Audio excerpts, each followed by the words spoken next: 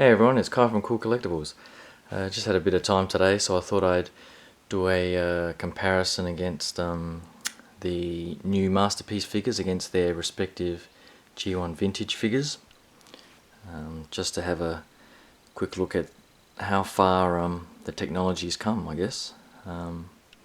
Because I only got into the Masterpiece figures last year, so I missed out on the initial releases of MP1 to MP7, which were mainly Optimus. There was Megatron in there, and a few of the Seekers. But Takara has really taken the MP line to the next level now, and they're really rolling out pretty much all the original figures, it looks like, focusing a lot on the Autobot cars. So yeah, it's going to be a really good next year or two, I think, with the MP line.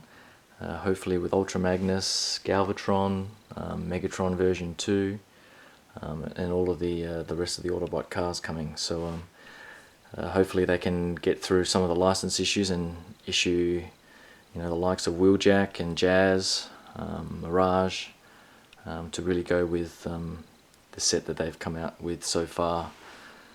So with MP9, I mean, or just having a look at that, you can really see the difference in scale that they've done. So the new Masterpiece figures really are a step up in terms of size and detail. So here's the G1 Hot Rod, which was one of my favourite toys back in the day. The Toys R Us version of MP9 actually looked a lot more like the G1 toy, with its colour. The Takara version has the grey shins, as opposed to these ones, which the Hasbro version did have, and the Hasbro version has the darker grey. But I actually prefer the lighter colour to fit in with what he looked like in the movie.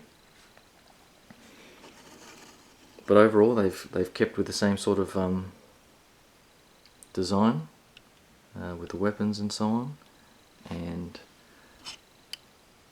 they really do complement each other right now.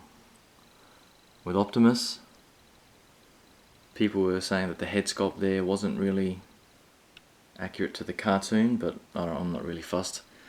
MP1 and I think MP4 probably had a squarer, more accurate head sculpt, but I'm happy with that one.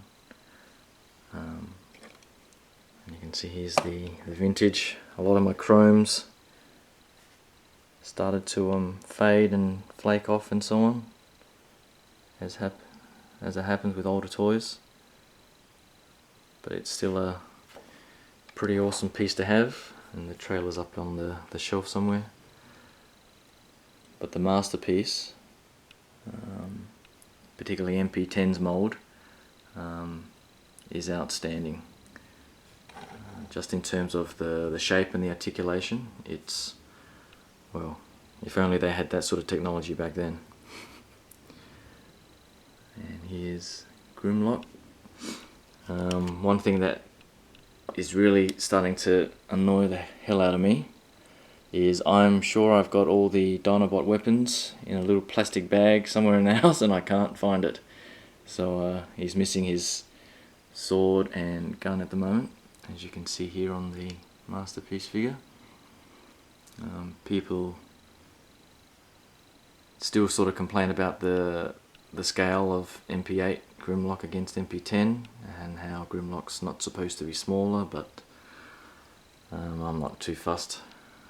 Overall, it's an amazing Transformer to have, and the chrome is really nicely done. But again, it follows the cartoon and the original vintage toy aesthetic really well. Now for Sideswipe, if you have a look at my other video where I do the transformation, the size difference in car mode isn't all that different, but you can see here with Red Alert and Sideswipe the difference in bot mode is significant. So it's amazing how they can almost incorporate some sort of shape shifting or size shifting into these figures these days, to try and keep the scale that they want to do with the Masterpiece line now. But even still, the vintage figure is pretty damn awesome. I'm not sure how they got around licensing issues back in the day, but there never seemed to be a problem, and there always seems to be a problem now, so hopefully that doesn't hold up too many more of the Transformers. And there he is in Masterpiece alt mode. Onto the Decepticons. Now Soundwave, my poor old G1 Vintage over here, can barely stand up on his own these days. In fact, he can't. As you can see, he flops around all over the place.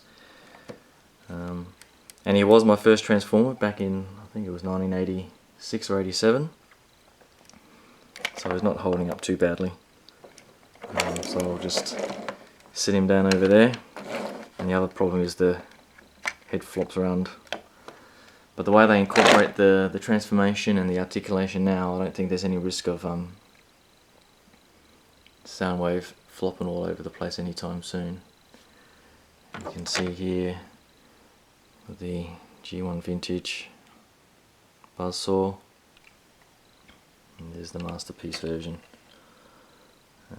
I've got the weapons in a little bag somewhere as well, and I have found that one, so that's okay. But these ones and Ravage, compared to the skinny original, these ones really are an engineering marvel. And here's the original Frenzy. Not much of a size difference, but as you can see, and this one does actually have die-cast feet, which is a nice touch, whereas these don't have any die-cast at all, I don't think, the new ones. But just the paintwork, articulation and everything else is amazing.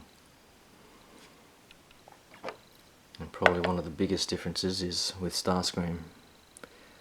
And you can see those holes there. As a kid, being a silly kid, I stuck my pencils in there and created those holes in the stickers.